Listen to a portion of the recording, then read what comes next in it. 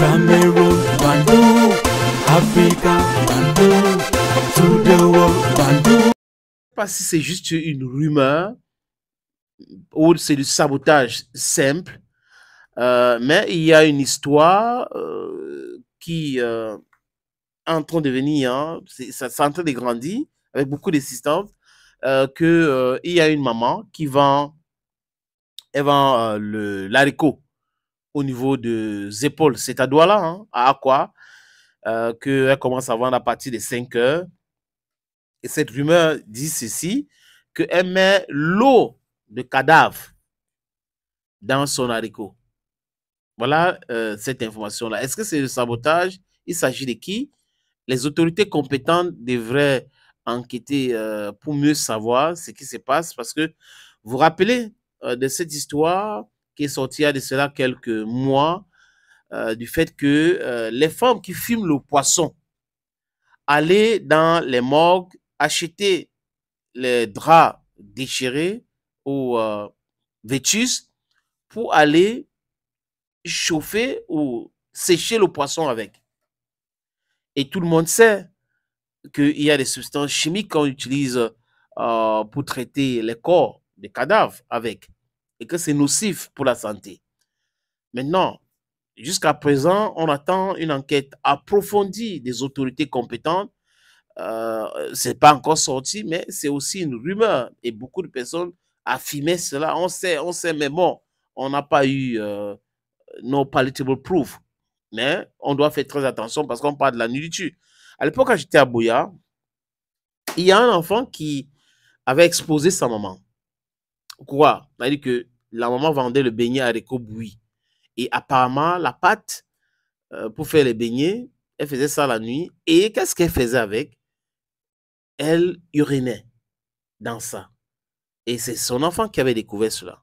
Et c'était fini dans ce business. Je crois que c'était en Grèce Sopor à Bouya. C'était bon pour le business de la maman là. Donc, il y a des gens qui font des pratiques. On avait arrêté une femme avec le coq. Vous vous rappelez l'histoire de coq à Yaoundé, c'est qu'elle mettait dans le coq. Donc, il y a des choses terribles. Elle avait mis les effets fécals dans le coq et autres. L'autre, c'était, elle vendait le héros à Yaoundé, à Ekié, ou avec la chair humaine, donc c'est l'anthropophagie. Cette fois-ci, on nous raconte des histoires comme quoi, au niveau des épaules, elle prend l'eau du cadavre. Elle prend ça où? C'est quel cadavre? C'est dans quelle morgue? Est-ce qu'elle peut acheter ça? Est-ce que ça se passe comment? Le but, c'est quoi? C'est d'avoir beaucoup de clients, avoir beaucoup d'argent. Vous voyez que tout à l'heure, je parlais de gagner de l'argent à tout prix et à tous les prix, qui est très, très dangereux. Mais ça reste seulement, jusqu'à présent, les amis, encore au niveau de rumeurs. Mais comme c'est persistant, je pense que ça devait allaiter les autorités judiciaires, la police judiciaire devrait faire la descente, faire les enquêtes pour savoir exactement ce qui se passe. Parce que ça va aussi de la santé des gens. C'est une histoire de santé, l'hygiène même.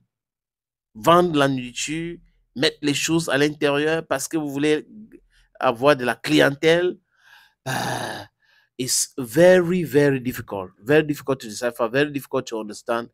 Life is not about having money and money at all costs. We should be, I don't know, c'est dur, hein? Imaginez ceux qui ont déjà consommé cela et que c'est vrai. Mais ça peut aussi être que c'est faux. C'est pour cette raison que je dis, il faut une enquête.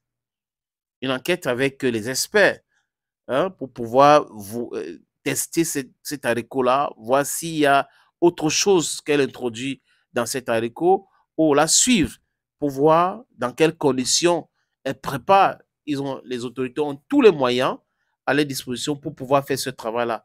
Et je pense qu'il est temps de faire. Aussi pour les femmes qui fument le poisson, les femmes qui achètent des poissons à Youpoué ou autre part, ici dans la ville de Douala, et parfois à Yaoundé qui fument les poissons, il faut les enquêtes approfondies pour démasquer, si ça existe, les femmes qui achètent des draps dans les morgues pour pouvoir aller fumer le poisson avec, et que si la femme, au niveau des épaules, utilise l'eau de cadavre, introduit cela dans son haricot, c'est aussi possible que les autorités puissent mettre la main sur elle ou ses complices. Et rien ne peut les dépasser. Il suffit de mettre une équipe derrière et la vérité va éclater. C'est important. C'est juste l'enquête qui peut nous fixer hein, sur si c'est la rumeur ou si c'est une vérité. Les enquêtes nous avaient amené où, là-bas, où quelqu'un avait construit une usine, il achetait le riz avarié, il venait laver, exposer, après il mettait encore dans le sac pour venir vendre comme le riz parfumé. Vous vous rappelez de cet épisode-là?